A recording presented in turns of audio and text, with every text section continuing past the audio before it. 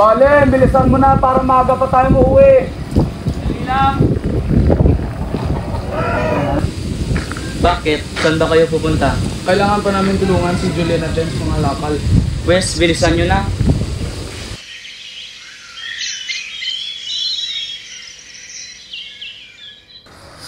Ang tagal naman nila. Baka mamaya andito na rin sila. Bilisan na natin.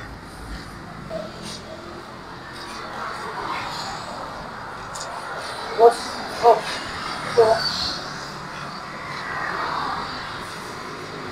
mukhang marami to ah.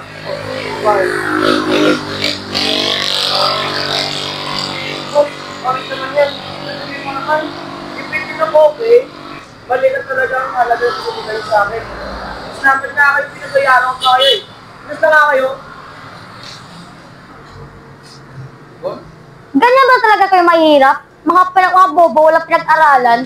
Baka nakuha niya sa ina nyo. Naturingan pala mga ama niya, banyaga. Kawawa naman. Konti na lang, sasabunutan mo na to. Sige! Huwag ka rin sa kita ah. Hoy, comment na nga kayo. Baka tawagin ko sa inyo mga pulis. Sorry na po, boss. Valen, tumahimik ka na nga. Sige, boss. Alis na po kami. Alis na! Tara. Huwag na. Valen, ano ka ba?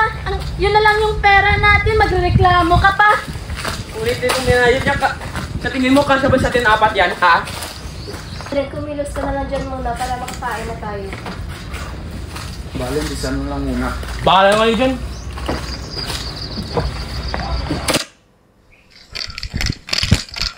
Valen, anong ginagawa mo dito? May problema ka ba? Ito pa nga mo kasi nag-away kami ng ate ko. Nagreklamo kasi ako ang liit ng bayad ni namin. Hindi ka pa ba sanay sa buhay natin, Val? Ganito ang ating buhay. Hindi na tayo uunlad. Hindi ko kaya palaging ganito ako. Kami, palagi na nang naghihintay matapos yung special dito. Valen, kahit anong kayod natin, walang magbabago. At kung mayroon man, baka yun isa sa mga tala sa langit. Loka talaga. Aray!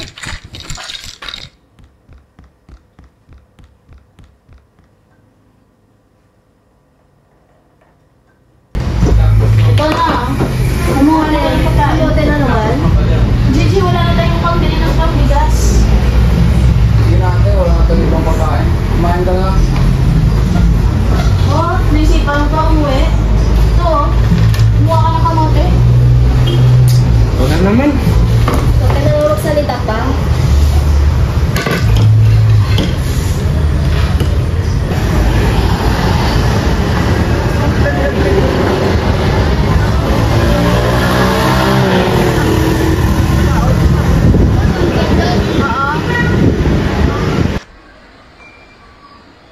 Jess! Nangyari sa'yo? Ate, gusto ko na mag-aral ulit. Naririnig mo ba sarili mo?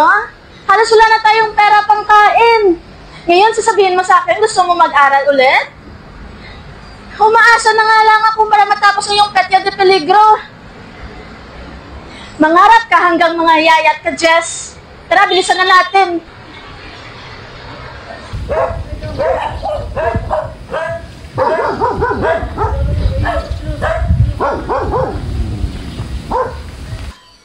Otet, sa tingin mo, gaganda ba yung buhay ko?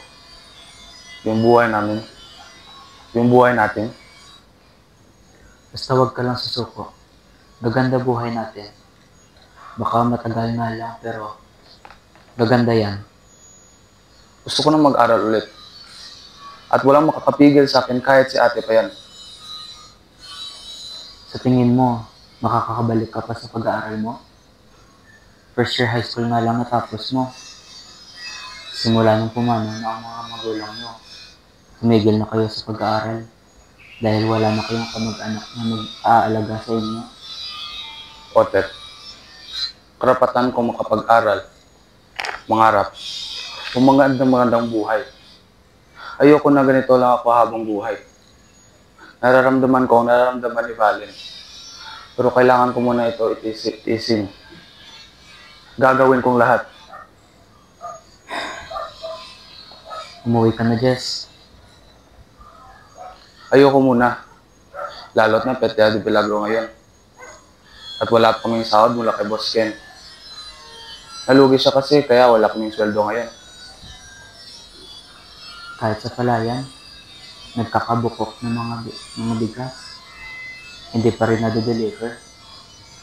Antay-antay muna tayo. Paano kaya humingi ka ng tulong sa ama mo? O di kaya hanapin mo siya? Huwag na. Tsaka, hindi ko rin alam kung saan ko siya hanapin. Matagal ko na siyang sinukuan magmula nung iniwan yung pamilya namin. Kahit ama ko siya, hindi ko matatawag sarili ko ng isang banyaga. Sapagkat yung aking ina ay isang Pilipino at dito ako lumaki sa Pilipinas. Babaguhin ko talaga yung aking buhay.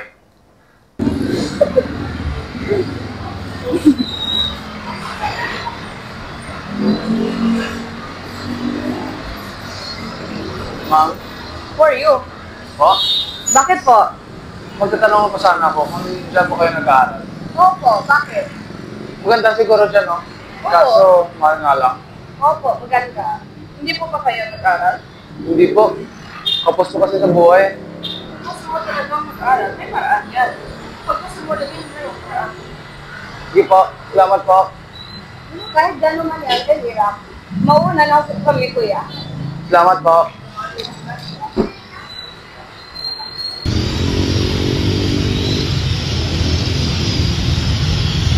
Ha? Anong plano mo? Balik ako sa pag-aaral. Bale, di ba gusto mo mga anak buhay natin? Samahan mo ako. Magawa ko na yung susunawin, pero natatakot ako sa pagiging natin. Anong plano mo? Maliwanag ko lang pag-uwi natin. Sabi ko siya. Kahit ano mangyari, pupuntahan ko namin. Alam ko naman na para sa akin, hindi natin yan. Kahit samahan kita. Salamat ha. At pasensya kung saan rin sinita kita. Ayos lang yun. Hindi mo naman sinadya yun eh. Uwi na tayo. Baka nag-aalala rin si ate. Tara.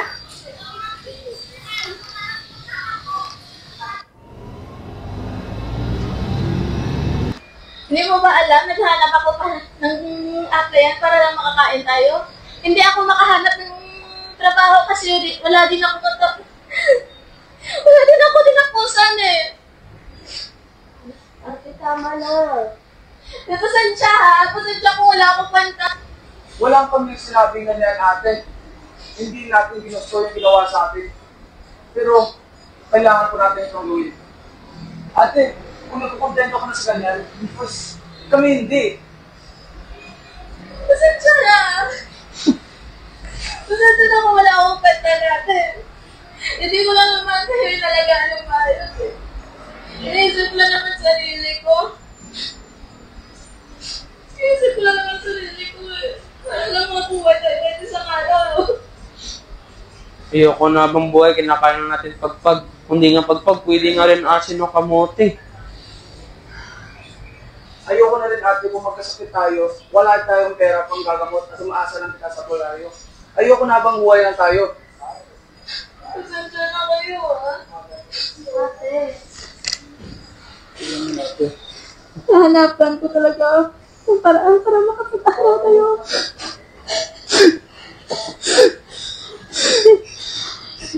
Okay.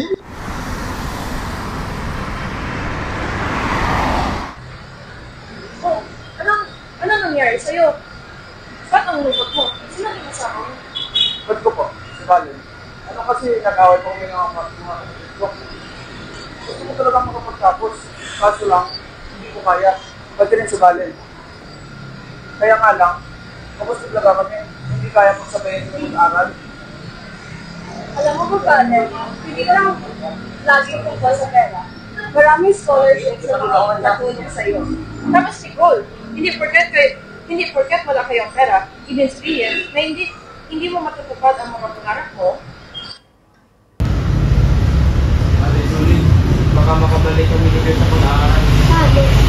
Basta kami na bahala. May bait kasing tao hanggang tumulong sa amin. Totoo ba yan? Baka nilalang nilang ako. Hindi po ate, ito po. Totoo po ito. Kung makatulong sila sa pag-aaral nyo, mas mabuti talaga pagsasalamatan natin sila.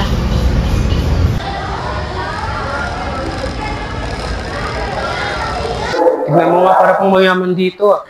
Para di tayo bagay. Tignan mo ang itsura natin. Tignan mo naman sila. Ayos-ayos ng damit. Malilinis. Bago. At mabango pa sila. Ano ka ba? Ngayon ko lang ba, Ras? Dito na tayo, wala nang uwian dito. Tama ka. Tsaka may tsura din naman ako. Paliguan at pisan mo lang ako. Maging katulad din ako nila. Yoko ko talaga.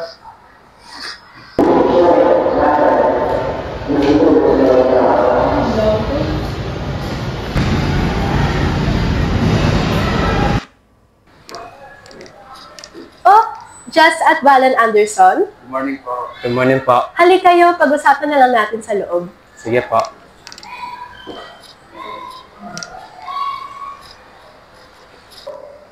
Nakarating sa amin na kayo daw ay nais na mag-aral at makapagtapos. Opo. Ang dalawa po kasing estudyante namin ay inalok kayo na kunin bilang scholars ng paaralan. At tinignan din namin yung family at academic backgrounds ninyo at nakita namin na matataas naman ang inyong mga potensyal. Kaya po, nag-o-offer kami ng scholarship sa inyo. Libre po yan sa libro, uniform, at tuition. Tanging allowance lang talaga yung gagastuhin ninyo. Marami po ibang mga estudyante dito na scholars din, kaya huwag kayong mag-alala. Okay po ba sa inyo ang scholarship na inaalok namin? Sige po, tatanggapin po namin. Salamat po. Well, welcome po. Masaya kami na kayo ay naging part na ng aming malaki at masayang pamilya. Kahirapan ay isang hamon na kinakarap ng marami sa atin. Hindi madali ang buhay sa mga kalagayang puno ng pagsubok at kakulangan. Marami sa atin ang dumaan sa mga araw ng gutom, pagmamaliit mula sa ibang tao na hindi nakapag-aral at anak na isang banyagang ama. At sa mga gabi ng pag-aalala kung paano matutugunan ang mga pangailangan ng pamilya. Subalit sa kabila ng lahat, may isang bagay na hindi matitinag.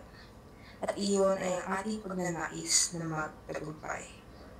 Huwag tayo mawalan ng pag-asa sa kahit anong sitwasyon. Dapat natin isipin na walang sitwasyon ang permanente. May mga pagkakataon na tila malabo ang bukas. Ngunit ang tunay na laban ay hindi na sa kung anong kalagayan tayo ngayon, kundi na sa kung paano natin harapin ang mga hamon at kung gaano tayo katatag sa gitna ng pagsubok. Dapat rin tayo magtulungan. Mahalaga ang bawat maliit na hakbang at bawat tulong na natamo mula sa ating pamilya, komunidad, at mga kaibigan. Sa kabila ng lahat ng mga pagsubok, kapag tayo ay nagkaisa, mas madali nating malalampasan ang mga hadlang. Huwag tayong matakot humingi ng tulong at huwag tayong matakot tumulong sa iba, sapagkat sa pagtutulungan, mas malaki ang pagkakataon nating makatawid sa mga pagsubok at ipagpatuloy natin ang ating edukasyon. Ang edukasyon at ang patuloy na pagkatuto ay mga sandali.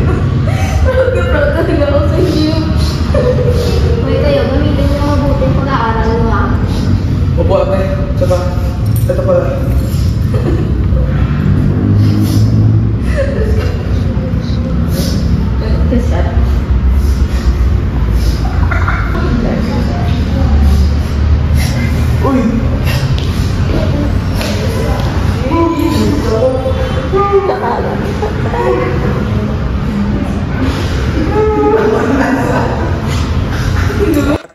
Na walang sino man ang makakupit sa atin. Ibinubukas ng edukasyon ang pintuan ng mas magandang oportunidad, kaya't huwag nating sayangin ang pagkakataon na matuto, kahit na ito ay magdulot ng sakripisyo. Ang bawat aral na natutunan ay magdadala sa atin ng mas maliwanag na bukas.